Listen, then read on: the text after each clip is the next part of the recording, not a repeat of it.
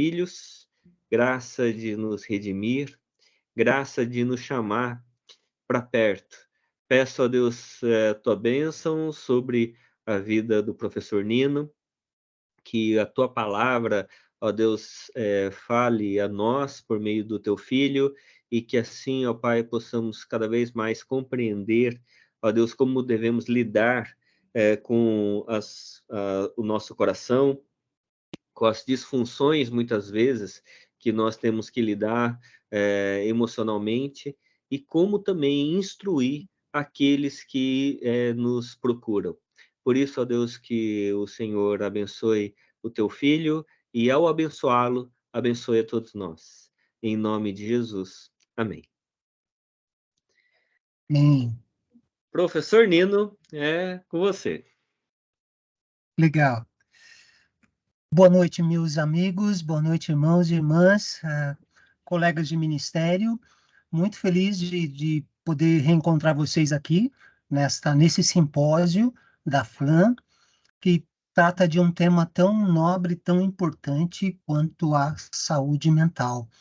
Ontem, nosso diretor, professor Fábio Ito, trouxe uma reflexão muito importante sobre as mazelas aí dessa sociedade do cansaço que nós estamos inseridos, da modernidade líquida, e o ônus disso tudo para a nossa saúde emocional.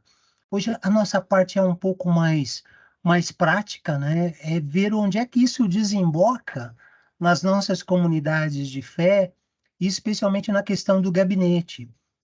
A gente vai falar alguma coisa aqui voltada para pastores e pastoras, mas levando em conta aquilo que o professor Ito tão bem colocou agora, que especialmente o aconselhamento, ele, ele pode ser desenvolvido por outras pessoas, e essa questão do bem-estar emocional, do encorajamento para o bem-estar emocional, é um privilégio da comunidade de Cristo, não é? Eu acredito muito, especialmente também porque sou pastor, e uma comunidade de fé terapêutica, ela é muito necessária, mas muito necessária para o equilíbrio mental dos nossos membros e também dos nossos frequentadores, tá bom?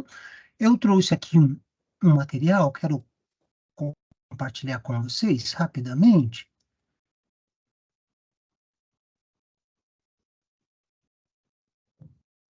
E a minha proposta hoje, então, é falar sobre saúde mental e o gabinete pastoral. Para alguns que não me conhecem, como o Paulinho que está me conhecendo agora, eu, além de professor da FLAM, eu sou um pastor batista já há 27 anos, e atualmente pastoreio uma comunidade de fé, a Igreja Batista em César de Souza, aqui na cidade de Mogi das Cruzes, fronteira aqui com Arujá, onde nos encontramos aqui na FLAM, tá bom?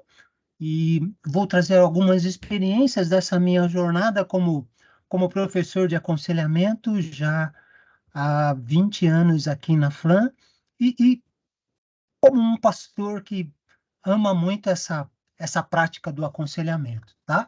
Eu quero, antes de mais nada, ler um texto e fazer uma pergunta do verbo perguntar.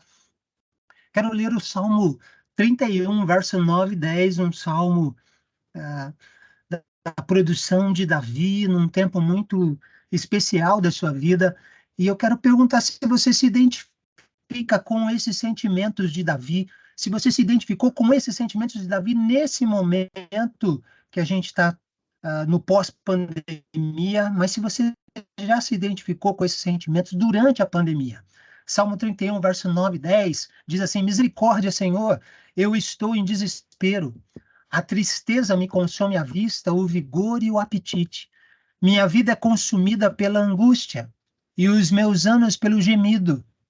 A minha aflição esgota as minhas forças, e os meus ossos se enfraquecem. Eu fico muito impressionado com essa descrição vívida de sentimentos que o Davi estava experimentando, e ele pôde expressar com essas palavras muito fortes. Ele expressa a sua aflição, ele expressa o seu estado de desesperança. Se esperança, como dizem os poetas, é o combustível da alma, a desesperança é a pane seca da alma. A desesperança nos faz olhar para a vida cinza e a gente vê tudo nublado. Me parece que Davi está vivendo isso. E eu escolho esse texto para abrir a nossa conversa sobre saúde mental, porque, como bem frisou o nosso professor Ito ontem, essa sociedade do cansaço em que nós estamos inseridos e cujas prerrogativas, cujos balizamentos, muitas vezes, ainda que imperceptivelmente, nós vivenciamos, nós temos muito do que o Ito falou, por exemplo, essa nossa dependência do celular, da tecnologia. Eu ri muito quando ele falou do celular no banheiro, porque quando a gente conversa com as pessoas da nossa igreja, a gente vê muito esses exemplos de maneira muito prática, vivenciado pelas pessoas, e nós vamos nos arrastando. E viver uma vida assim causa um ônus, um desgaste emocional tremendo. Viver uma vida assim, muitas vezes, nos leva a fazer com que a nossa vida seja vivida no piloto automático. E, irmãos, especialmente, eu nem vou entrar na questão tão bem abordada pelo Ito, porque não precisa, mas especialmente depois da pandemia, nós não encontramos mais pessoas que estão vivendo na sua normalidade. Se você for muito honesto, nenhum de nós escapou emocionalmente ilesos desse tempo de pandemia. Nós ainda estamos lidando com algumas situações.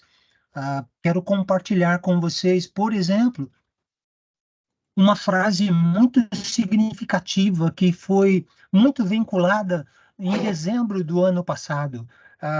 É uma frase da CONASEM, é o Conselho Nacional de Enfermagem especializada em saúde mental. E eles fizeram um documento em dezembro do ano passado com esse tema: o Brasil vive uma segunda pandemia, agora na saúde mental. Por que disso? Porque há um aumento assustador do número de casos de depressão e de ansiedade. O Ito citou uma estatística ontem: 322 milhões de pessoas depressivas no mundo, não é? Só no primeiro ano de pandemia, no ano de 2020, 25 de aumento dos casos de ansiedade, e o Brasil desde 2019, o Brasil estava no ranking como o país, no número 1 do ranking, como o país mais ansioso do mundo. E isso não mudou. Não é América Latina, eu estou falando que o Brasil é o país mais ansioso do mundo, segundo pesquisas da Organização Mundial de Saúde. Só pensar em suicídio, a gente fechou Setembro Amarelo, né? Esse mês designado pela Associação Brasileira de Psiquiatria desde 2014 no Brasil como um mês de prevenção ao suicídio. Ah, a última estatística que a gente tem da OMS é de 2019, que falava de 700 mil suicídios por ano. Hoje, extraoficialmente, nós temos quase 1 milhão de suicídios. No Brasil, que é uma estatística um pouco mais próxima da realidade, feita pela ABP, Associação Brasileira de Psiquiatria, são 14 mil suicídios por ano. Uma média de 38 por dia. Gente, 38 por dia é muita coisa. Num pleno mês de setembro, amarelo, né? Mês de prevenção, de conscientização, em que todo mundo começou a falar disso, nós tivemos na penúltima semana de setembro o suicídio daquela ex-jogadora, a Valeuska, ex-jogadora campeã olímpica de vôlei, uma mulher com um perfil de liderança muito alto, uma vida muito estabilizada, e ela vivendo uma crise no casamento. O marido pediu divórcio e ela cometeu suicídio. E é interessante que no dia do suicídio, pela manhã, ela deu uma palestra numa escola para estudantes do ensino médio, falando de planos que ela estava fazendo para viver nos próximos 10 anos. E às 17h30 ela se joga, 18º andar do seu apartamento. Ah, o que leva uma pessoa a fazer isso? Uma pane na sua vida emocional. Então, ah, aumento do número de divórcios, não é? Setembro, no Brasil, as pessoas falaram que foi o Setembro Negro. Nós tivemos pelo menos 7 divórcios de pessoas famosas, de celebridades e subcelebridades, desde a Sandy e o Lucas Lima até outras pessoas. E se você fizer uma pesquisa rápida, o Profissão Repórter, esse programa jornalístico da Globo, muito conceituado, há 2 semanas atrás, ele fez um levantamento do número de divórcios, garantindo que há mais divórcios hoje por mês do que casamentos. Então, o número de divórcios aumentou demais, especialmente depois da pandemia. E nós ainda vivemos, especialmente dentro das nossas comunidades, nós temos famílias que enfrentaram perdas de familiares, de entes queridos durante a pandemia. E é só para lembrar para você, em 2020 e 2021, nós tivemos recomendações do Ministério da Saúde para encurtar o velório. Começou com um período de 4 horas, depois, quando apertou, foi 2 horas. Então, as pessoas mal podiam se despedir dos seus entes queridos. Esse processo de luto, que para que serve o velório, né, de pelo menos 12 horas, esse processo foi interrompido. E nós tivemos pessoas que não puderam ir no sepultamento dos seus entes queridos. E essa questão da elaboração do luto, ela foi muito prejudicada. Eu tenho muitos pastores aqui no nosso simpósio hoje, na nossa aula de hoje, que sabem disso. Nós íamos pregar nos velórios de alguém que morreu por Covid. Em alguns casos, o corpo da pessoa ficava dentro do carro funerário e poderiam se aproximar apenas 10 pessoas para que o pastor pudesse dar uma palavra à família e fazer uma oração, e isso tudo em 10 minutos. Nós temos muitas pessoas que não se recuperaram do choque do luto porque não tiveram um tempo apropriado para elaborar esse luto. E tudo isso, gente, faz com que a vida emocional das pessoas, a saúde mental das pessoas esteja bastante comprometido, bastante comprometido. Eu vou, professorito, deu uma panorâmica tão boa que eu decidi economizar muito para falar dessa questão de aspectos, de problemas que nós temos hoje, né? Por causa quero só citar aqui, como um efeito direto da pandemia, hoje nós temos muitas pessoas que estão tendo dificuldades no contato pessoal, porque o isolamento foi feito de uma maneira tão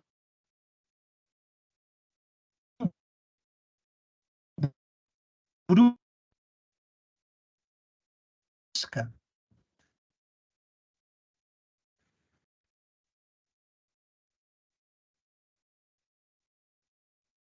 de maneira muito natural, como um efeito produzido pela pandemia. Ficou normal depois desse tempo de pandemia que a gente viveu aqui no nosso país, não é? Graças a Deus a coisa está mais ou menos sob controle, né? Eu nem vou falar que nós temos alguns casos aí que estão sendo detectados e as pessoas estão com medo. Eu quero falar do que a gente vive hoje. A gente tem muito mais tranquilidade do que a gente tinha, por exemplo, em 2022. Onde tudo isso desemboca, meus irmãos e irmãs queridos, quando nós não estamos bem emocionalmente, isso afeta vai afetar a nossa espiritualidade. Você sabe, o homem é um ser integral, não é? Ah, corpo, mente, ligado, mente e alma, ok? Nós temos essas partes muito interligadas. Se você não está bem emocionalmente, isso vai ter efeitos muito claros na nossa espiritualidade também. Por isso, a gente precisa trabalhar muito essa questão do aconselhamento e do encorajamento para pessoas que têm a sua saúde emocional fragilizada, como amparo, encorajamento e acolhimento. Eu queria pontuar, e eu sei que tem alguns pastores, eu quero dizer para vocês, queridos, que eu amo o gabinete pastoral. Eu aconselho 4 dias na semana. Eu tenho 1 hora disponível para cada pessoas que me procuram falar. Eu tenho 1 hora. Eu gosto de gente, gosto demais de ouvir as histórias humanas. O Eugene Peterson ele diz o seguinte: pessoas são como livros, cada um tem a sua história, a sua singularidade. E cada história humana que eu ouço, cada história humana que eu tenho a oportunidade de partilhar, é enriquecedor para mim. E eu entendo que essa é uma área no exercício do ministério pastoral que a gente precisa dar muita atenção e que a gente precisa priorizar, especialmente nesses tempos onde a saúde mental do brasileiro está bem. Então, a importância pastoral, da clínica pastoral, como diziam os mais antigos, porque, olha, 2 razões para mim. Primeiro, porque o gabinete pastoral me ajuda a medir a temperatura da espiritualidade do meu rebanho. Quando eu ouço as histórias, eu consigo detectar como é que está em Jesus desta minha ovelha ao lidar com esse sofrimento psíquico que ela apresenta. Como é que como é que ela reage às pregações? Eu gosto sempre de dizer que o gabinete pastoral ele é um termômetro do púlpito, é uma extensão do púlpito. Quando eu prego, por exemplo, sobre família, durante a semana eu vou, com certeza, ter pessoas que estão me procurando para falar de problemas relacionados ao casamento, à vida familiar. Então, é uma maneira que a gente tem no gabinete, aconselhando, de medir essa temperatura da espiritualidade das nossas ovelhas. Segunda, benefício da gente investir no pastoral ajuda o púlpito. Em que sentido? Quando eu ouço as histórias das pessoas me ensinam bastante. Me ensinam especialmente a ter sensibilidade, a lidar com as histórias humanas, com os seus agravantes, com os seus atenuantes, a pensar como essa história foi construída, a pensar como é que isso dói na vida da minha ovelha. Isso me ajuda a ter mais sensibilidade para abordar textos, histórias da Bíblia que falam sobre gente e fazer com que a minha pregação aterrisse, ou seja, que a minha pregação encontre um lugar fértil no coração das pessoas, porque o que eu estou falando diz respeito às dores que elas vivem, né? Isso é muito legal. Além de fornecer esse amparo que as nossas ovelhas precisam. Sim, o corpo de Cristo, ele ensina Paulo, o apóstolo Paulo, lá no livro de Romanos, que cada um deve encorajar ao outro, deve edificar ao outro, que cada um é plenamente capaz, sendo guiados pelo Espírito Santo, de aconselhar pessoas. Eu acredito nisso, mas eu acredito também que há situações muito particulares em que a palavra pastoral, a palavra do pastor, da pastora, é muito importante na vida do seu membro para dar direcionamento e encorajamento, tá bom? Um lembrete que eu gostaria de deixar para nós, pastores e pastoras, principalmente, é que a gente precisa valorizar o gabinete como sendo um lugar de sigilo, de confiança e de segurança. Sabe, colegas, é muito ruim quando a gente ouve histórias de pessoas que dizem o seguinte: pastor, que se eu falar para ele os meus problemas, ele vai contar para outras pessoas, ele vai contar para a liderança da igreja, ou ele vai usar o meu problema como uma ilustração do sermão dele no domingo à noite. Nós precisamos mudar essa história. O gabinete pastoral não pode ser sinônimo de exposição. O gabinete pastoral tem que ser o sinônimo de um lugar de sigilo, de confiança absoluta e de muita segurança. Nós não podemos compartilhar as histórias que nos contam com a torcida do Corinthians, nem com a do Flamengo. Muito menos expor pessoas contando a sua história no domingo à noite. A gente precisa tomar muito cuidado com isso, não é? Descrição, ter essa qualidade, uma das dificuldades, especialmente na FLAM, é que ser confiável é uma marca indispensável do conselheiro.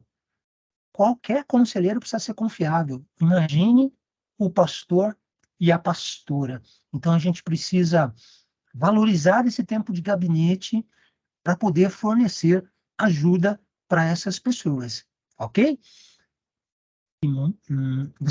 No final, a gente vai ter um tempinho aí para perguntas e respostas, tá certo? O professor Ito vai nos ajudar.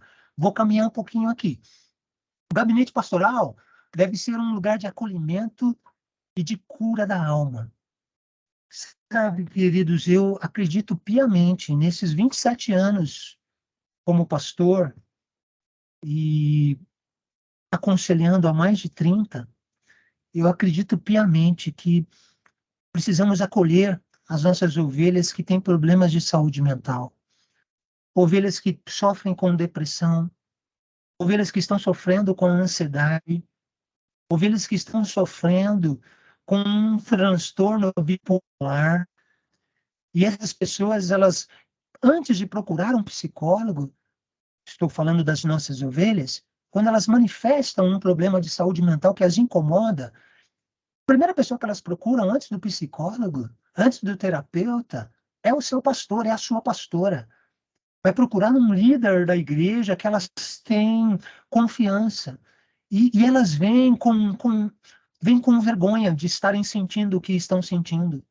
Elas vêm já esperando que serão julgadas, já esperando que, antes de terminar de falar, o pastor, a pastora, o líder já está abrindo a Bíblia para ler um versículo de exortação, de puxada de orelhas.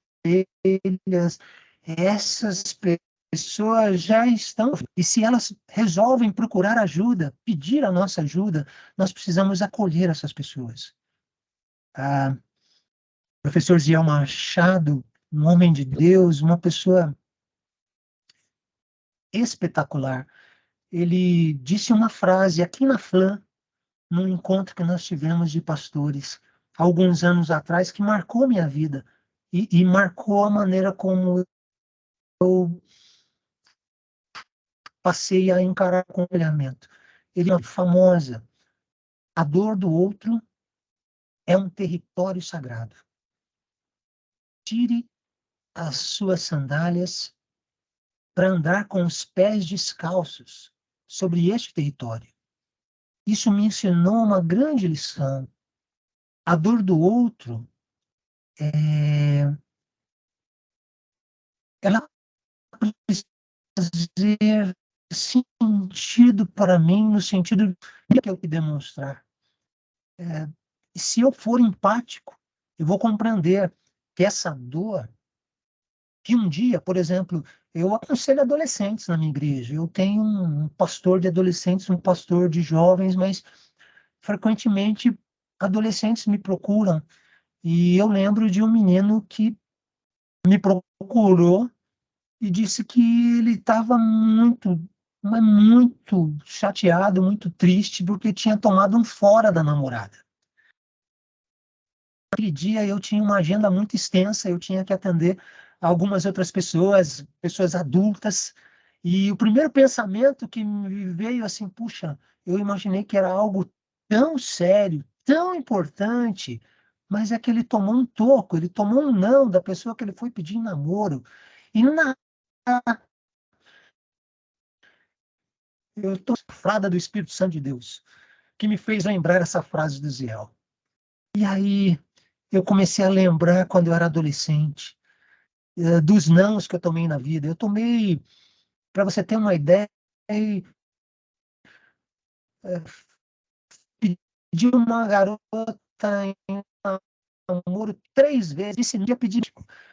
E eu lembrei dessa dor, eu lembrei como é que eu encarava o mundo, e eu, naquela hora eu consegui entender que a dor do outro era um território sagrado e precisaria dizer respeito a mim, no sentido de eu me importar, de eu valorizar e de eu procurar entender como é que essa dor atinge aquela pessoa. E nós precisamos acolher essas, especialmente as pessoas que vêm com problemas de saúde mental. A gente precisa ter simpatia e a gente precisa ter empatia nesse nosso acolhimento. A gente precisa oferecer um par de ouvidos atentos. Sabe, gente, tem celular logado.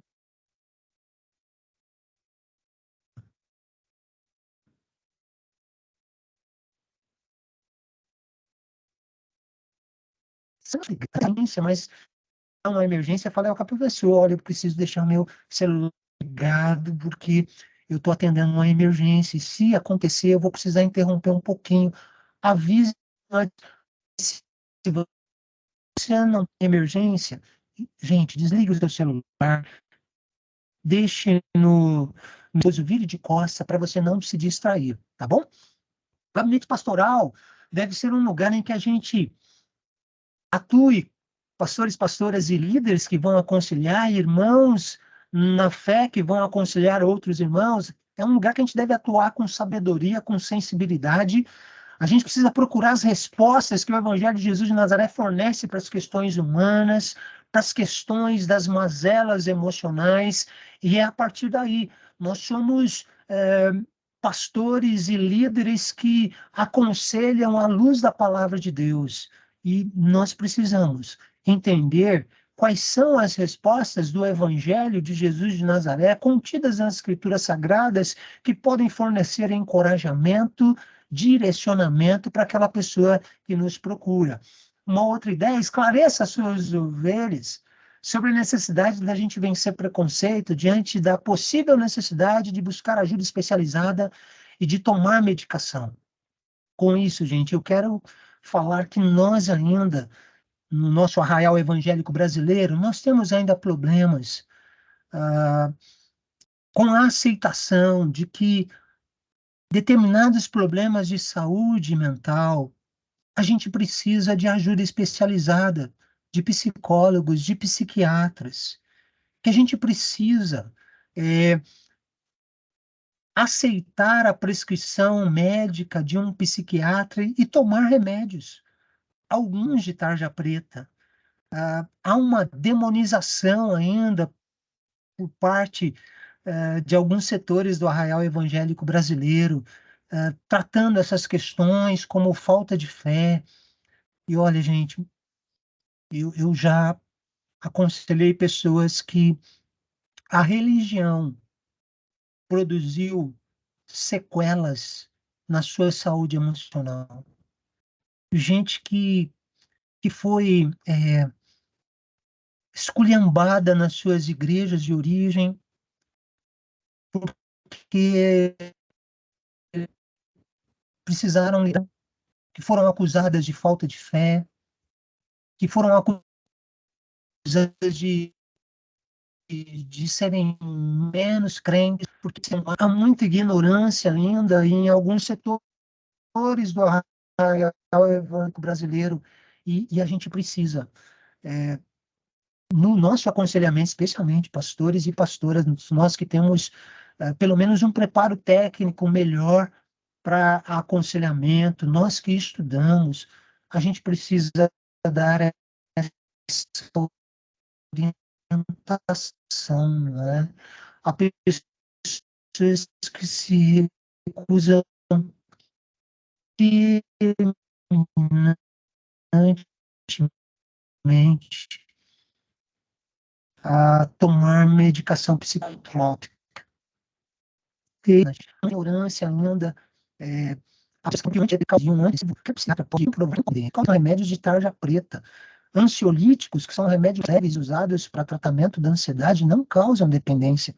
Então, muitas dessas coisas, se as nossas ovelhas nos procuram, o pastor e a pastora têm aí uma excelente oportunidade de procurar trazer esclarecimento, não é?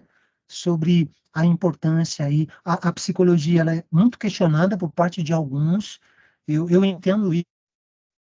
Geração, eu tenho 55 anos, a geração de pastores que estão lendo, especialmente sobre o aconselhamento noutético, confrontativo, de Jay Adams, eram os únicos livros do nosso tempo de seminário que foram traduzidos para o português, e algumas informações do Jay Adams no seu livro, claramente, textualmente, se colocando contra a psicologia, levou muitas pessoas a terem um pé atrás, mas a psicologia pode ser uma boa aliada, não é?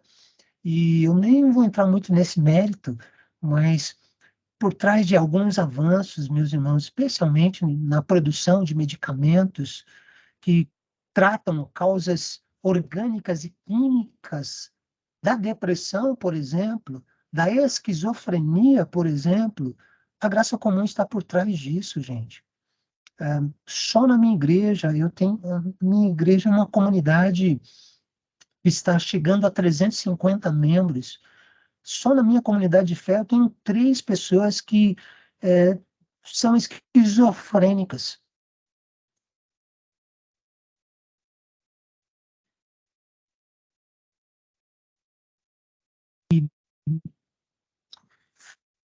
Sim, acompanhamento, um espaço terapêutico nos relacionamentos, na sua comunhão, que faz muito bem para essas pessoas.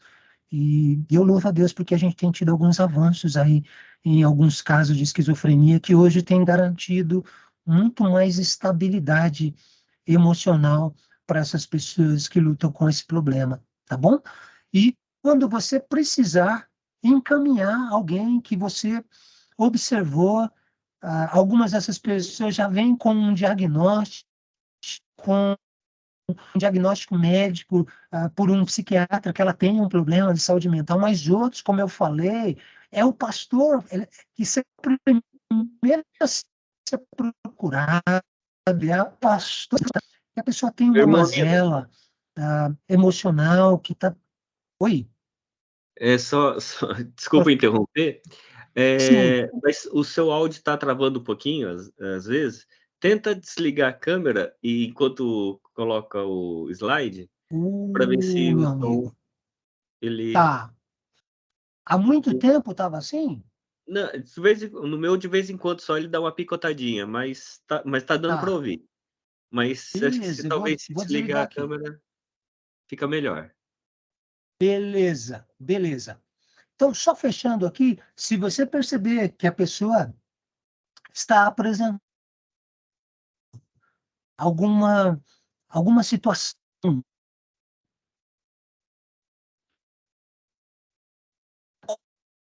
com biblicamente, pode oferecer no seu aconselhamento, a pessoa não tem. E mesmo encaminhando, gente, mantenha o acompanhamento pastoral junto, tá bom? Hoje nós estamos vivendo uma situação também contrastante, né? Qualquer pessoa que chega e diz para a gente que está triste, tem muita gente que já dá o laudo. Você está com depressão. Tudo virou depressão também, gente, menos. Um pouco menos. Tem gente que já nem ouve a pessoa. A pessoa começou a falar o seu problema, ela nem termina. Olha, eu quero indicar você um bom psicólogo que eu conheci, pastor Nascimento, amigo do professor Ito, vá até ele. Gente, tem muitas questões e não tem a ver com um problema de saúde mental grave a ponto de precisar desse acompanhamento. Vida comunitária saudável, aconselhamento bíblico pastoral vai ajudar essa pessoa. Em outros casos, ela vai precisar do acompanhamento terapêutico especializado, mas mesmo assim, a gente pode continuar fazendo o nosso acompanhamento pastoral. Há 15 anos atrás, eu tive uma ovelha, ela sofria de síndrome de pânico, e ela entrou numa situação muito complicada, daquelas de não sair do quarto, nem para tomar banho, começou a perder dias de emprego, e aí começamos a fazer um trabalho pastoral, aconselhamento bíblico, ah, ao mesmo tempo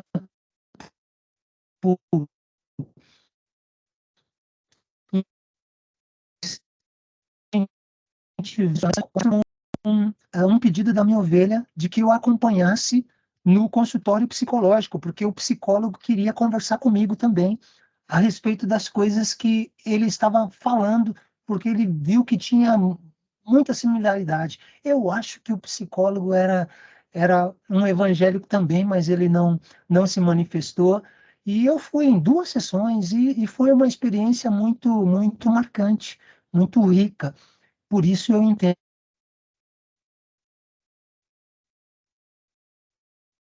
que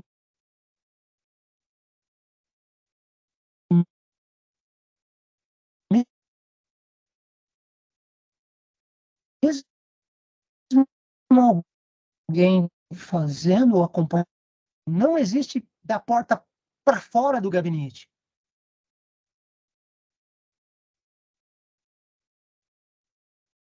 Dentro do gabinete. E aqui eu queria falar, pedir licença para os irmãos e amigos pastores e pastoras, mas eu queria falar para a minha classe. Nós temos muitos problemas de saúde mental entre nós, pastores e pastoras. Muitos problemas. Nós temos muitos pastores sofrendo de depressão. Ah, no início de julho, saíram 2 pesquisas sobre pastores americanos que estavam pedindo demissão do trabalho por esgotamento emocional. E isso não é uma exclusividade dos Estados Unidos. Nós temos pastores aqui esgotados emocionalmente no Brasil. Nós temos pastores sofrendo com depressão. Nós temos problemas de suicídio na nossa classe, em todas as denominações. Esse ano parece que deu uma trégua, né? E lembro de 2 episódios apenas lá no mês de março. Depois eu não tive contato com mais nenhuma informação nesse sentido. Mas pastores estão sujeitos a desenvolver problemas de saúde mental. Por quê? Vou ser bastante econômico para resumir alguns fatores que podem nos ajudar a desenvolver problemas de saúde mental, como pastores e pastoras.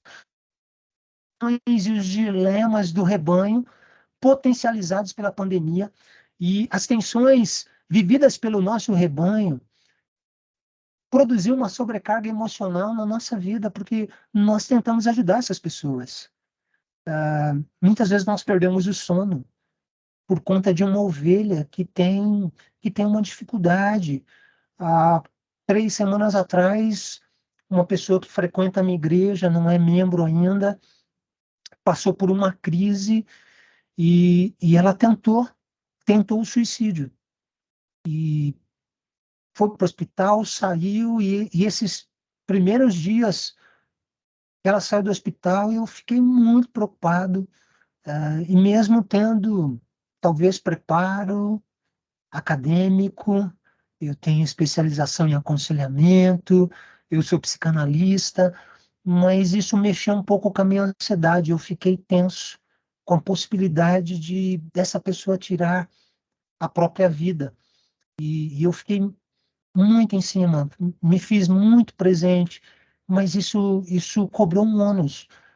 Eu me peguei assim, falando coisas, me vendo eh, em coisas que eu falo para as pessoas prevenindo. A pupila dos meus olhos, por exemplo, eh, durante uma semana ficava piscando assim, sabe? Tremendo. Se você está rindo, aí você sabe bem do que eu estou falando. Ansiedade, fiquei preocupado, né? E essas atividades que a função demanda, porque boa parte dos pastores também são presidentes da sua igreja, do ponto de vista do executivo, do legislativo, e a gente tem muitas demandas, e isso consome bastante. Há desgaste emocional quando a gente lida com situações emocionalmente complicadas das ovelhas, como esse exemplo que eu citei, e que tantos amigos meus que estão aqui vivem a mesma coisa. Há uma cobrança, não é? De boa parte de liderança, de igrejas, por resultados e performance. Nós vivemos numa sociedade do espetáculo, e essa sociedade do espetáculo muitas vezes influencia cobrança por resultados, crescimento numérico, performance do pastor como pregador. Você precisa contar mais piadas, você precisa fazer um stand-up aqui, você precisa usar aí o evangelho coaching. Então, há uma cobrança é, excessiva por resultados e por performance que tem sido desumana em alguns arraiais evangélicos, e isso compromete a saúde emocional do pastor, com certeza. Paralelo a isso, há uma preocupação com o sustento financeiro da família. Eu fui no encontro de pequenas igrejas aqui, né, de igrejas. Muitas dessas igrejas perderam a arrecadação financeira por conta da pandemia. Muitos membros não voltaram a frequentar o culto presencialmente. Por conta disso, pararam de contribuir financeiramente. E muitos pastores tiveram ah, o seu salário reduzido, não é?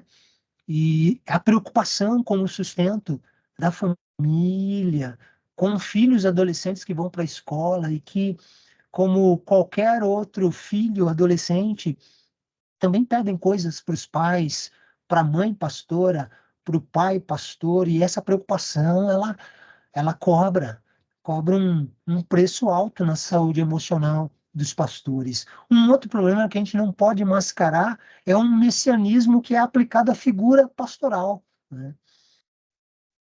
O pastor é tido como um,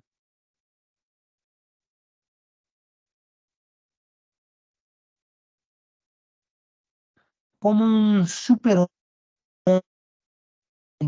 uma pessoa infalível, como uma pessoa que não tem problemas. No imaginário coletivo, de um dia mal-humorado, está sempre de bem com a vida. As pessoas têm expectativas messiânicas que vão procurar no gabinete, a gente vai ter a solução para o problema dela instantâneo, numa única conversa de 50 minutos. E essas expectativas messiânicas, quando nós, pastores e pastores, assumimos para nós, isso é terrível.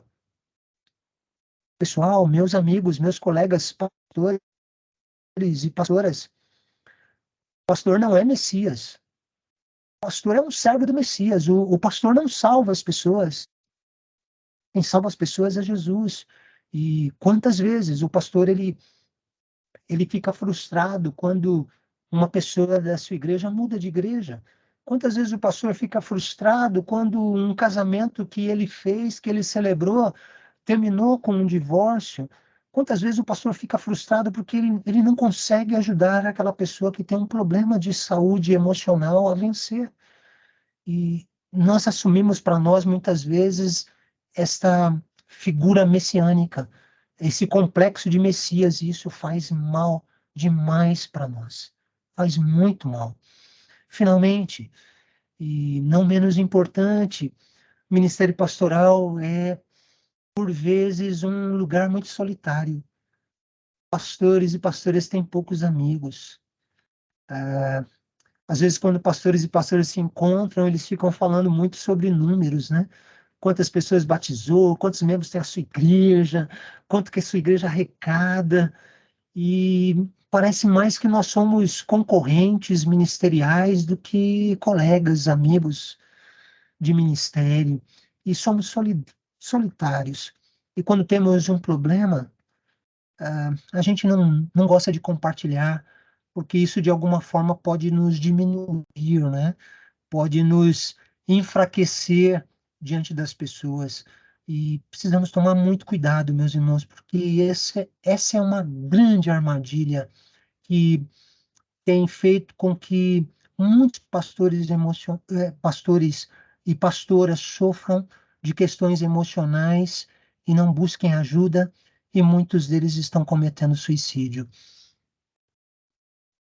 Bem, o que a gente precisa fazer, irmãos? A gente tem que cuidar da nossa saúde mental, pastores e pastoras. E se você é líder de igreja, e está me ouvindo, você é ser um instrumento de Deus para ajudar os seus pastores, a sua pastora, a cuidar da sua saúde mental. Ah, instruções muito simples. Cuidar da alimentação é muito importante. Cuidar do nosso sono. Gente, o sono é um benefício para a nossa saúde física e emocional tremenda. Há pastores e pastoras que dormem muito pouco. A gente precisa aprender a respeitar os limites do nosso corpo. A gente precisa cuidar do nosso lazer. A gente precisa de algum lazer. Algum lazer. Se jogar futebol, faça isso. Se o lazer no cinema, assistir um filme, faça frequência, mas cuide do seu lazer. Esse ano eu comecei a. Meu filho se casou no início do ano e ele me convidou para aprender a jogar tênis. E eu sempre tive muita dificuldade com tênis.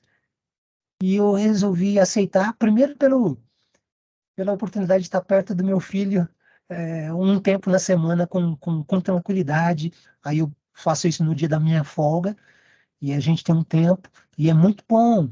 Eu estou aprendendo a amar o tênis, aprendendo algumas coisas muito legais, e esse lazer tem me ajudado a combater o meu estresse também. Cuide dos exercícios físicos, gente. A gente precisa. O professor Fábio Ito, qualquer dia, precisa dar um testemunho de como a vida dele mudou, né? A partir das maratonas. Ele é um grande exemplo nisso aí, tá? Aprender de que é o professor Ziel Machado. Gente, invista tempo nas amizades. Olha como é legal a gente tomar café com amigos. Dia desses eu fui num retiro e passei um tempo conversando com o pastor Eli Rocha, que está aqui. Cara, como aquilo foi um bálsamo de Deus assim na minha vida. Se trocar ideias, conversar com alguém agradável, rir, é sempre muito bom. A gente tem que investir tempo com a nossa família. A gente precisa tirar férias. Desculpa estar falando tantos exemplos assim das pessoas que eu conheço, que eu convivo, mas é mais para ilustrar mesmo, tá bom? Tire férias. Eu preguei há 2 semanas atrás, no aniversário de uma igreja, agora, de um grande amigo meu. É um papo que tem 75 anos. Ele é querido demais entre os pastores aqui da minha cidade. O apelido é a lenda. ele é um dos pastores aqui na minha cidade. Muito da necessidade que o pastor tem de tirar férias. E que, em alguns casos, a gente precisaria tirar 30 dias de férias. Eu sei que é muito difícil um pastor tirar 30 dias de férias, mas a gente precisaria tirar. E eu fui pregar no aniversário da igreja, na hora da apresentação, que ele foi me apresentar como pregador da noite, ele disse assim, eu convidei o pastor Nino para pregar nessa noite, porque ele foi o primeiro pastor que em 41 anos de ministério me fez tirar em 2023 30 dias de férias e como eu amei, inclusive a minha esposa. Eu ganhei um bolo da esposa dele depois do culto. Ela ficou feliz. Puxa, alguém convenceu meu marido a tirar férias. A gente precisa tirar férias. Sabe, irmão, cientificamente a gente demora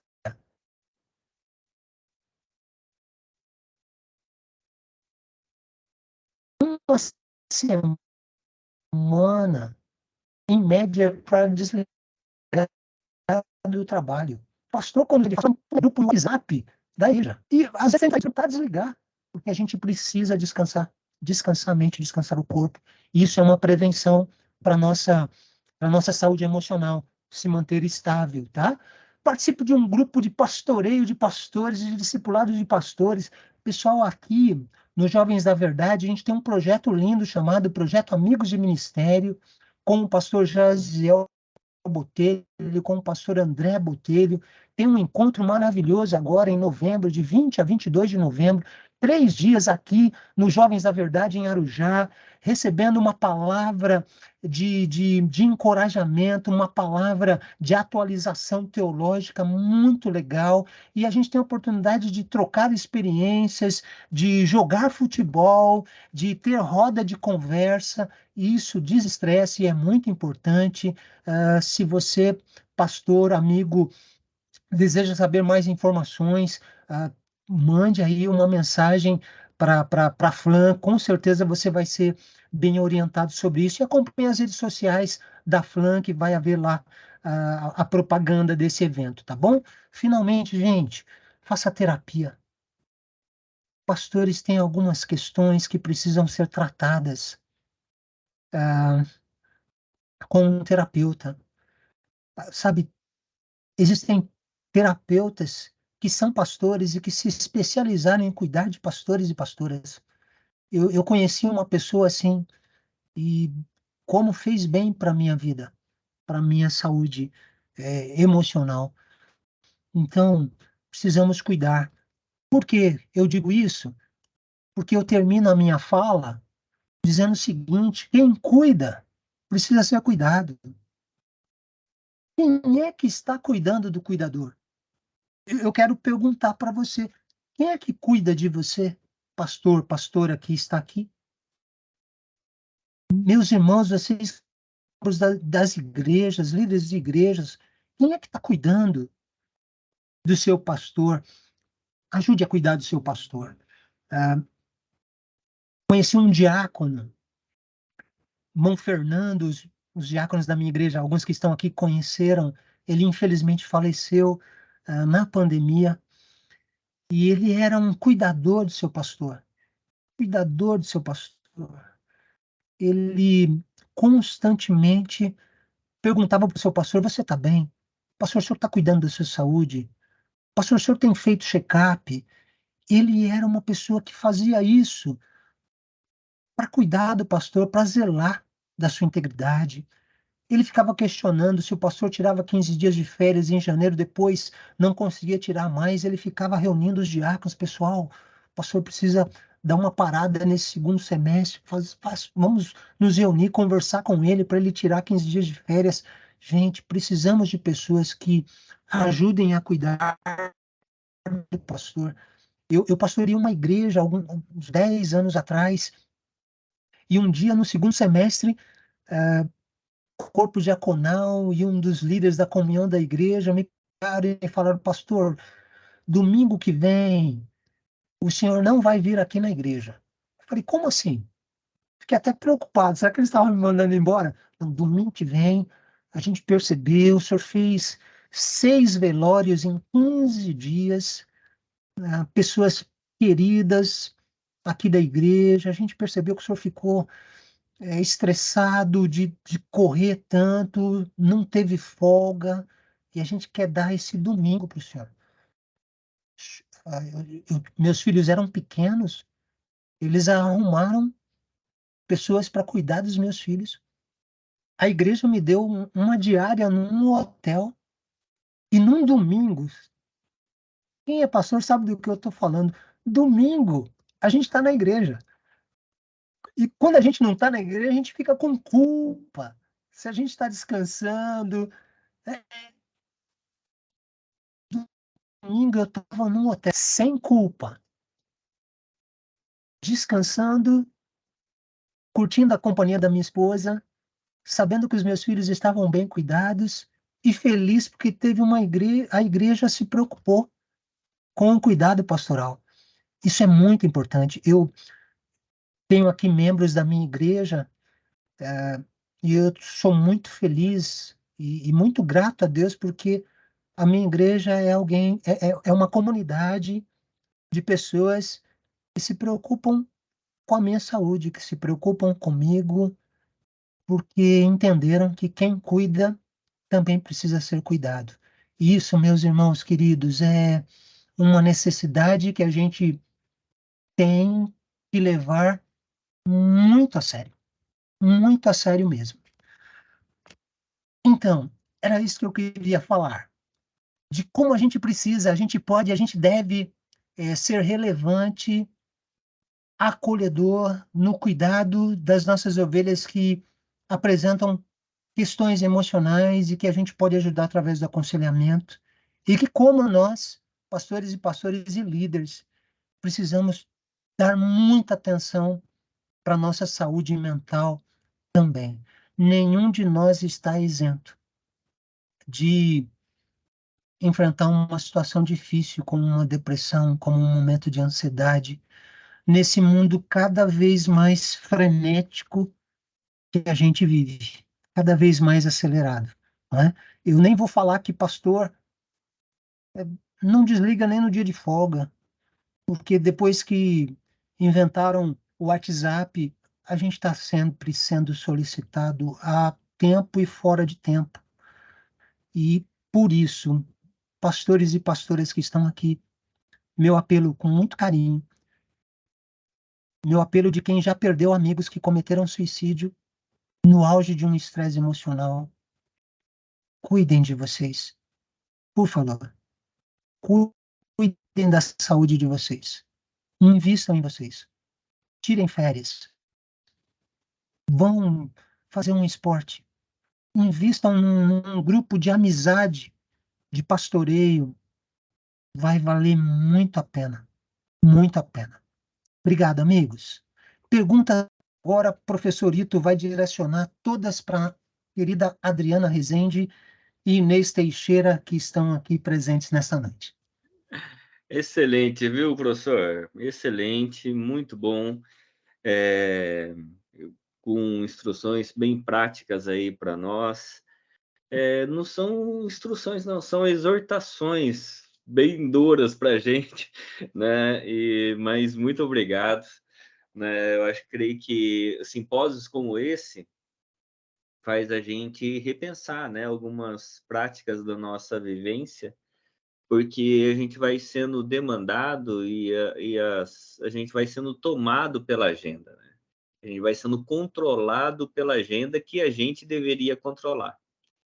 Então, um simpósio como esse, palavras como essa, fazem com que a gente pare e pense de fato, né? Como é que a gente está organizando o nosso tempo, organizando a nossa vida. E vamos abrir agora. Obrigado, viu, professor? A Inês falou que vai sair. Não vai responder, não. Pode Querida não, Inês, Inês. não me Fica aí. abandone. Mas deixa eu fazer uma pergunta, antes de abrir aqui para os alunos.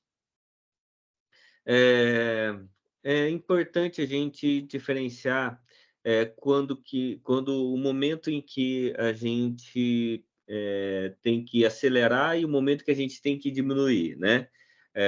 Eclesiastes fala que há tempo para todas as coisas, tempo de acelerar e tempo de diminuir. Como é que a gente pode ler o nosso corpo, ler a nossa vivência, a nossa vida, e saber alguns sinais, assim, falou assim, olha, tá no momento de eu dar uma desacelerada. Teria alguns sinais que o corpo diz que a nossa saúde mental também dá alguns sinais? Uhum. Ito, excelente pergunta. Nosso corpo dá sinais, sim, dá sinais do nosso esgotamento. Eu cheguei muito perto de um quadro de esgotamento em 2014 e eu demorei para fazer leituras do meu corpo. Eu demorei para identificar dores musculares constantes nessa região, na região cervical. Ah, eu demorei para identificar minha insônia. Eu achava que era alguma coisa muito, muito circunstancial, mas insônia, dores musculares, dor no peito. Uma vez, em 2014, eu precisei ir para uma emergência de um hospital. E eu achei que eu estava infartando, mas eram dores musculares da ansiedade, do estresse. E eu estava trabalhando 13 horas por dia, não tendo dia de folga. E é o que você falou, é essa expressão, a agenda nos engole. É, é a nossa paixão, né? O pastor prega no domingo à noite, quando ele chega em casa, ele já está pensando no que ele vai pregar no domingo que vem. E a gente não desliga. E é um erro. A gente precisa desligar. A gente precisa ter o nosso dia de repouso. Mas posso dizer que esses são os primeiros sintomas que, de fadiga, que a gente está perto disso. A irritabilidade, quando. Que bom que você fez essa pergunta. Quando no aconselhamento, constantemente, a gente começa a se irritar ouvindo as pessoas, duas coisas. Ou os assuntos que estão falando são um gatilho para nós, de coisas que nós já vivemos, ou a gente está cansado de ouvir, a gente está esgotado, a gente precisa diminuir um pouco a nossa agenda, a gente precisa ter um intervalo, né? Eu tenho aqui um diácono que ele usou uma expressão uma vez assim, pastor, a sua sala está parecendo uma fila do INSS do hospital. E eu entendi que o ritmo estava muito intenso. E aí você atende a tarde toda e você não tem tempo de tomar um café e você já vai para o culto pregar. Então, esses sinais, e especialmente se você é casado, a sua esposa começa a apontar algumas coisas. Ela faz uma pergunta e você não responde. E ela fala, o que eu falei? Repete o que eu acabei de falar. Cara, a concentração fraca. Esses sintomas, é, invariavelmente, são peculiares a todas as pessoas que estão esgotadas e, às vezes, muito perto de ter uma pane, né? Uma pane. É isso aí, muito importante a gente desenvolver aí uma espiritualidade sadia, né? Para ter uma saúde mental sadio também. Vamos abrir. Alguns desses sinais aí eu estou sentindo. Eu vou ter que Rapaz, ler meu corpo. se você é maratonista, tá sentindo. Mas sabe que o esporte me ajudou bastante, né? O Uhum. esporte foi fundamental assim no meu desestresse. Deixa eu ver aqui, Israel. Israel, deixa eu ver aqui se eu acho. Pode falar, Israel. Boa noite, aqui é madrugada, né, França. Queria fazer uma pergunta para o pastor, como é que ele faz para diminuir essa fila que fica na porta do gabinete pastoral? Ah, eu consegui, especialmente o dia que eu tinha mais intenso era o de quarta-feira, porque eu tinha 6 horários reservados. E como quarta-feira eu tenho um culto à noite, aí eu comecei a diminuir. Eu tenho, hoje, em vez de 6, eu tenho 3 horários. E religiosamente, desde o ano passado, eu tenho 30 minutos, meia hora, que é um intervalo para tomar um café depois dos atendimentos, os 3 sequenciados antes de ir para o culto. Isso foi uma forma de diminuir no dia que tinha esse maior movimento que parecia uma fila de hospital. Aí deu uma melhorada e eu passei a atender. Peguei esses 3 aí e coloquei em outros horários, abrindo essa possibilidade de poder atender mais dias, mas sem ficar um dia com superlotação. E também, agora eu tenho um outro pastor de jovens, e aí eu deleguei o aconselhamento dos jovens para ele. Eu fico só numa supervisão quando ele pede ou quando ele precisa. Isso é uma bênção para a igreja, né? Porque os jovens, eles têm muitas demandas também, e se puder ter alguém que possa dar uma atenção prioritária, todos ganham, né? Todos ganham. Tá bom, Israel? Um Maravilha. abraço, amigo. Vamos sair Obrigado. da França, do Israel, vamos lá para o Chile, do pastor Edson. Rapaz, Vamos internacional, o Simpósio Internacional da FLAM. tá bom.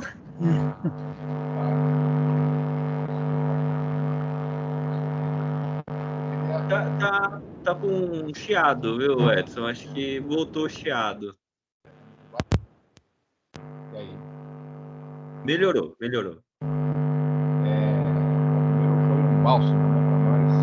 Mas eu queria, pastor Nino, que você comentasse uma coisa, enquanto você falava, eu fiz meu último slide, você falou que todo pastor precisa de um cuidador, né? E eu me lembrei do texto de 2 Samuel, capítulo 12, onde nosso querido rei Davi é confrontado por um homem enviado por Deus. Grande parte da Bíblia usa o termo enviar, mas a nova linguagem usa o termo Deus mandou, né? Muitas vezes a gente suaviza,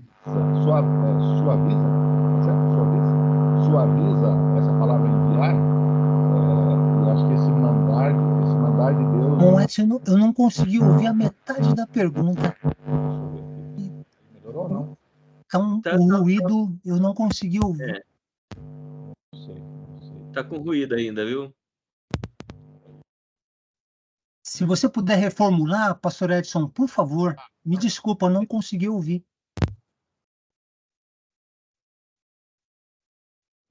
Agora não ouvimos nada. Talvez, eu acho que se ele escrever no chat fica melhor, então. Talvez. Ah, é verdade. Boa. Pode ser. Eu sei que ele estava falando sobre 1 Samuel ou 2 Samuel 12, sobre o termo enviar, né? Não, eu ia dizer que todos nós precisamos de um Natan. Ah, tá. Não sei se deu para entender. Sim. Deu. Todos nós precisamos de um Natan. Nesse tempo. Sim. Uhum. Ele quer que eu comente essa frase? Exato. Legal. Eu assino embaixo. Todos nós precisamos de um Natan. E faço um adendo. Nós precisamos de um Natan quando for confrontar um pecado com a mesma sensibilidade do Natan. Que contou uma história, que colocou Davi na história e com muita leveza, com uma luva de pelica, puxou a corda. Nós não fazemos terapia no gabinete pastoral. Nós aqui lidamos com a palavra de Deus. Quando alguém vem falar de uma situação, seja de que linha for, a gente procura as respostas que o Evangelho de Jesus de Nazaré dá para essas questões, para as decisões que a pessoa precisa tomar, para o comportamento que a pessoa apresenta, mas sempre precisamos fazer nos lembrando de como Natan foi sereno, foi leve, foi bíblico, foi autêntico. E digo isso, não, Edson, porque às vezes nós queremos usar a Bíblia como uma chibata para bater nas pessoas no gabinete pastoral, para humilhar as pessoas. E o propósito das Escrituras é corrigir também, mas é também encorajar, é dar ânimo, né? Não é só mostrar o que a pessoa está fazendo de errado, mas é encorajar como ela pode fazer o que é certo à luz das Escrituras. Natan foi, para mim, um excelente conselheiro, usando uma expressão que o pessoal do Jay Adams gosta. Ele foi um excelente conselheiro confrontador. Ele usou ali o aconselhamento confrontativo e ele foi bastante sereno nisso. Muito bom. Aproveitando aqui a sua experiência, professor Nino, em gabinete pastoral, quais são as referências? Assim, o senhor citou o Jay Adams, né, que tem aquela questão do aconselhamento notético, mas quais são as referências que o senhor poderia nos dar de pastores, né, e conselheiros em termos de literatura que o senhor indica? Preciso falar do Papa, do aconselhamento, que é o Gary Collins. Ele é muito bom. Livros clássicos, né? Aconselhamento cristão, ajudando uns aos outros. Tem um livro, não é tão recente, é O Pastor e o Aconselhamento, da editora Fiel. Eu sei que é Pierre, Jeremy Pierre, se eu não me engano. O Pastor e o Aconselhamento. Ele tem muitas coisas interessantes. E eu gosto muito de indicar para os alunos aqui da FLAM, que estão começando, o livro O Pastor como Conselheiro, da editora Vida, Paul Hoffner. Muito legal. Muito equilibrado, né? O pastor Eli, que está com a gente aqui, ele também é psicanalista, fez uma especialização igual a minha. Se ele tiver alguma coisa e puder compartilhar no chat, o nome de uma literatura mais recente, pastor Eli, vai ser um benefício aqui para o pessoal. Mas esses 3 autores são autores que têm muita coisa boa escrita nessa área de aconselhamento, tá bom? Aqui Maravilha. na FLAM, nós temos a pós em Teologia e Ministério, que tem um módulo de aconselhamento, e tem algumas questões contemporâneas que vale muito a pena a gente estudar. Acho que nós, pastores, nós precisamos funcionar hoje como uma espécie de clínico geral. De tudo conhecer um pouquinho, das mazelas que a sociedade do cansaço apresenta. Uhum. A gente precisa conhecer alguma coisa para saber identificar e a gente poder ajudar essas pessoas mais efetivamente à luz do aconselhamento bíblico, mas também encaminhando essas pessoas para ajuda especializada. Maravilha. Muito bom. O senhor citou o pastor Eli, ele está com a palavra. Obrigado, pastor Nino, amigão nosso, meu professor. Eu até comentei com ele esses dias da questão do mito, né, do pastorado. que a gente é o infalível, o Messias, né? E a gente aprendeu que não é.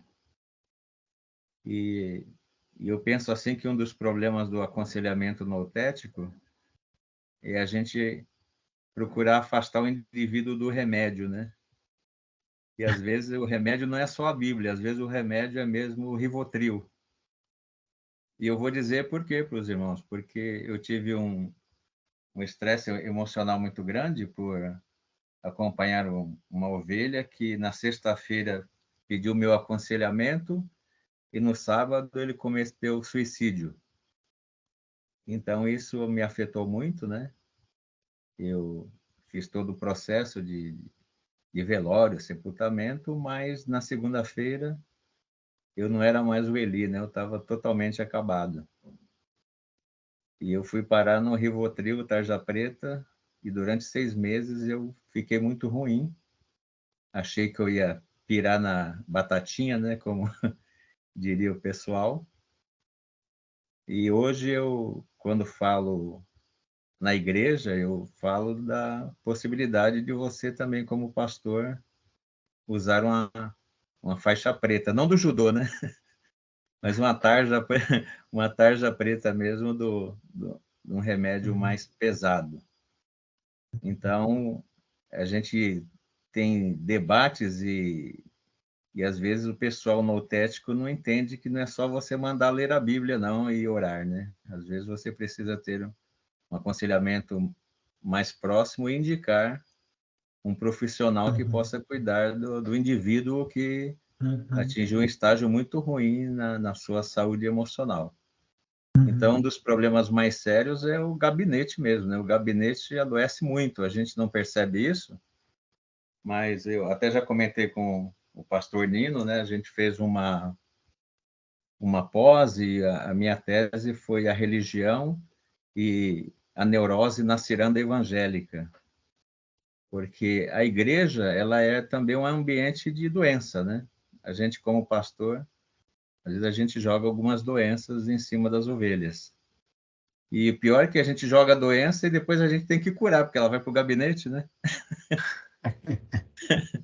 Então seria bom que a gente jogasse menos doença para cima das ovelhas. Então lá quando eu prego em tempos assim como setembro, amarelo, tal, né? E eu digo para os irmãos, sem medo, irmãos, eu já tomei remédio e não tem problema nenhum. Estou bem hoje, né?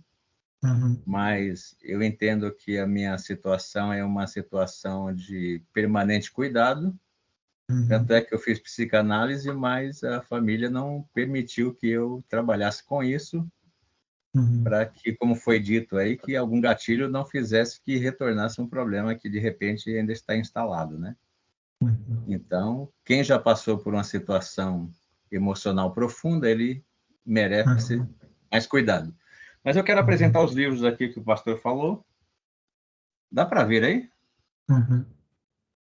Beleza. Esse aqui também é do Gary Collins, ajudando uns aos outros no aconselhamento. Esse é um clássico. Isso.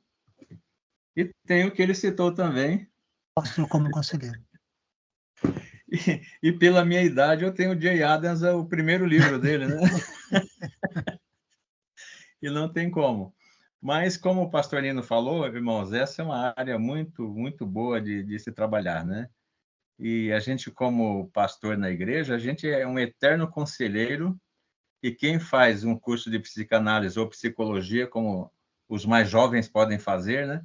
Eu digo assim, se eu tivesse uns 45 anos, eu ia estudar psicologia, porque é muito importante também, irmãos, no nosso trabalho pastoral.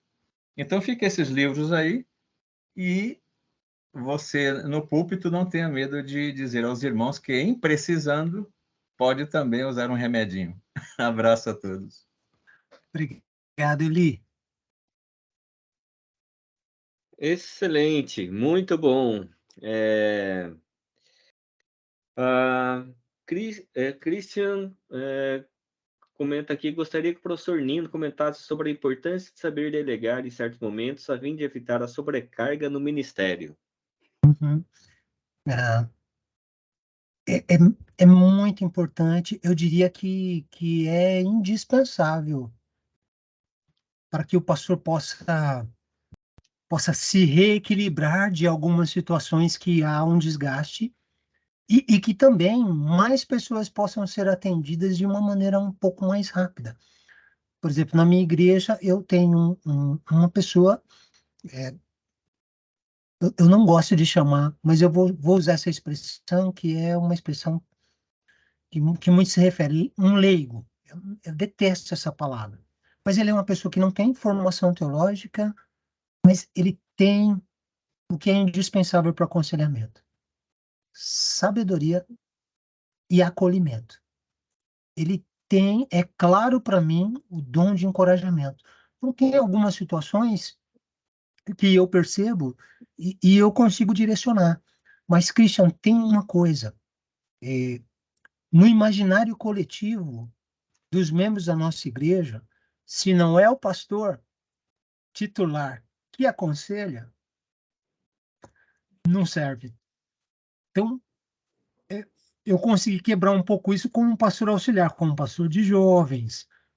Mas, às vezes, mesmo eu encaminhando, a pessoa conversa com ele, mas a pessoa ainda quer falar comigo. Então, e olha, eu sou esse pastor desse tipo que o pastor ele falou. Eu falo do púlpito das minhas lutas.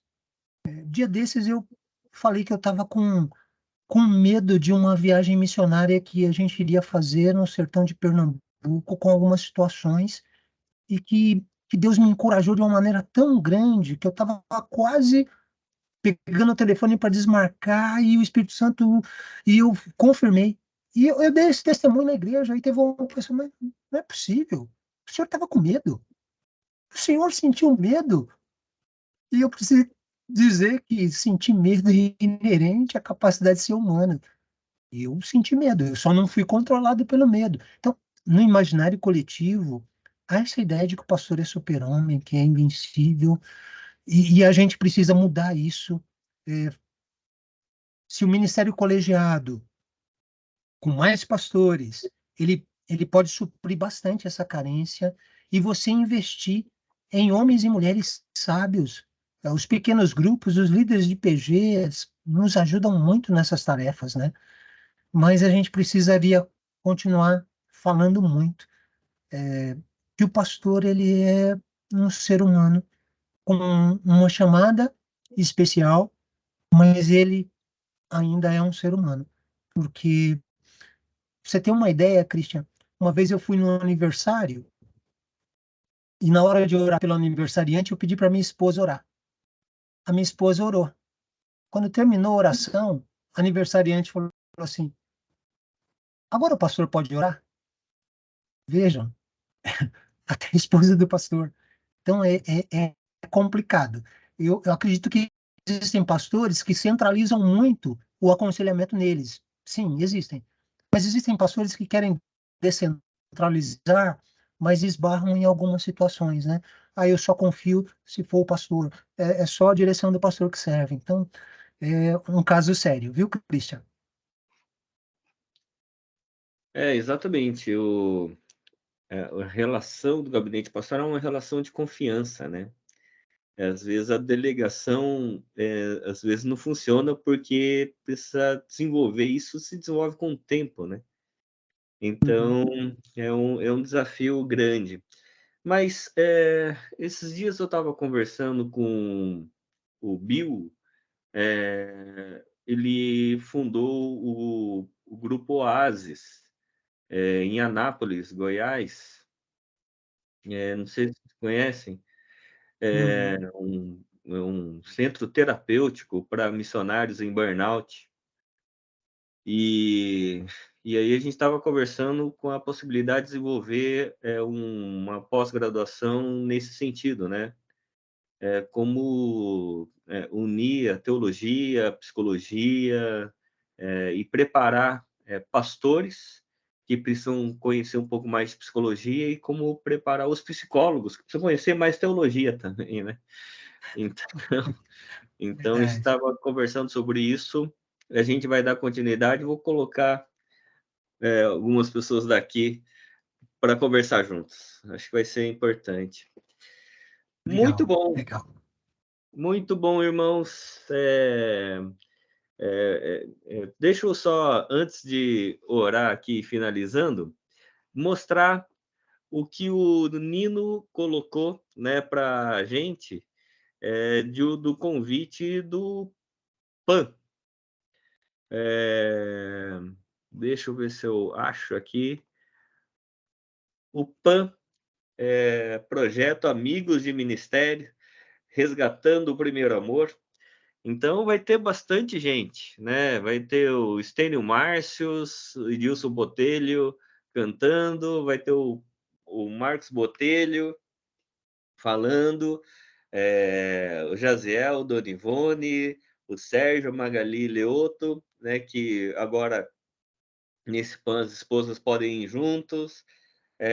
Vai ter a participação do Marcos Amado, o pastor Marcos Amado, que vai falar um pouco sobre essa tensão entre os palestinos e Israel, né? Então ele vai dar algumas questões importantes e eu também vou estar lá junto, eu vou estar lá presente. E aí, se puderem, vai ser muito importante, tem tudo a ver com aquilo que a gente veio conversando hoje, né? Então, se puderem estar no PAN com a gente, vai ser um grande privilégio. Outra coisa que eu queria compartilhar com vocês é sobre os nossos novos cursos, né? Então, se você puder entrar no site da FLAM e depois, e você vai ter ali vários cursos que o nosso site já está. Aqui é do simpósio, né, de hoje, mas tem bacharel em teologia, EAD, bacharel em teologia presencial. Vamos voltar ao bacharel em teologia presencial, se Deus assim nos permitir. Vamos ter os nossos cursos de pós-graduação. Aqui você pode entrar e vão ter lá várias opções de pós-graduação. Então, vai ter o curso de imersão também, como expliquei ontem. Então, muita coisa vem por aí. E para os alunos, para aqueles que estiveram aqui no simpósio, o Paulo do TI depois me explicou que todos aqueles que entraram no simpósio ficam com o e-mail cadastrado, então é fácil validar ali quem esteve aqui no simpósio e quiser entrar num dos nossos cursos, principalmente nas pós, tem 20% de desconto já ganha 20% de desconto. Então, faço aí todo o esforço aí para todo incentivo para entrarem aí nas nossas pós. Pastor Eli? Eu conheço o pastor Nino há muitos anos, mas não conhecia a FLAM. Então, quero dizer para o professor Fábio e os amigos aí, pastores, que foi um privilégio para mim participar aí com vocês nesses 2 dias. Foi uma bênção. E mais em reflexão sobre saúde mental é sempre bom, né? Deus abençoe a todos. Maravilha. Então, a gente quer que já se torne amigo, né? Já conheceu, vamos encontrar outras vezes, tomar um café, pode vir aqui no Vale Encantado, aqui no JV, né? Participar aqui com a gente no PAN.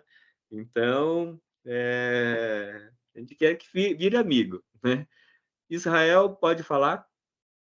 Eu quero primeiro agradecer a Adriana, né, que cuida do nosso curso à distância do bacharel, e é um prazer estar estudando na FLAM com vocês, mesmo à distância, mesmo com a minha dificuldade de horário, mas eu agradeço aqui a todos o carinho, né, porque a Adriana dá muita atenção, né, então quero deixar o meu agradecimento. Legal. Valeu, Israel. A Adriana é maravilhosa mesmo, viu? Exatamente. Obrigado. Oh, Senhor, quanta bondade. Obrigada, Israel. Obrigada, Nino. Obrigada, gente. Obrigado você, Adriana. Sem a Adriana, sem a Inês, nada funciona na FLAM. Nada funciona. É uma verdade. É só elas. Mas é isso aí, graças a Deus, né? Graças a Deus tem a Adriana, né, que acompanha aí todos os alunos, sempre um grande Mateus, privilégio. Matheus, toda a equipe.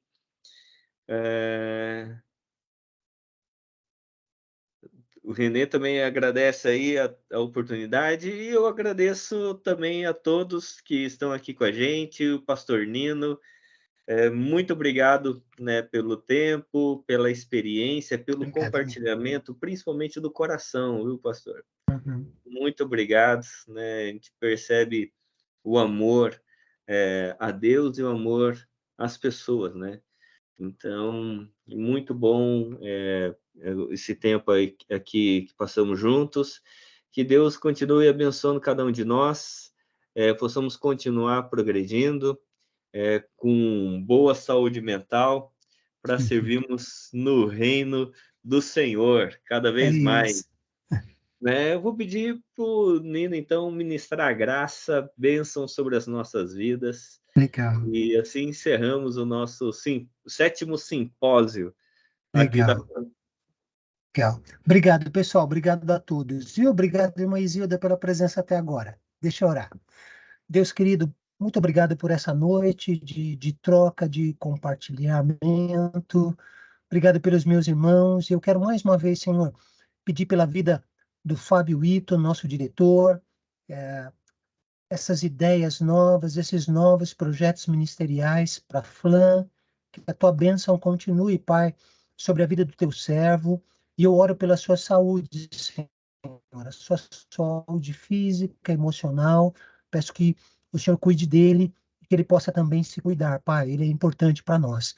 Obrigado por cada pessoa aqui, os alunos, os amigos que nos visitam, e que a gente possa se encontrar na FLAM em outras ocasiões, para nossa alegria, mas acima de tudo para a glória do Senhor. Continue nos abençoando nesta semana. Nós pedimos assim bondosamente, oramos por isso no nome de Jesus. Amém.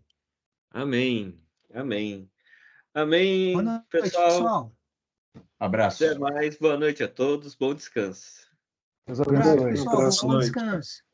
Bom Valeu, descanso. Boa Li. noite, Deus abençoe. Falou, meu Israel, pastor Johnny. Abraço. abraço.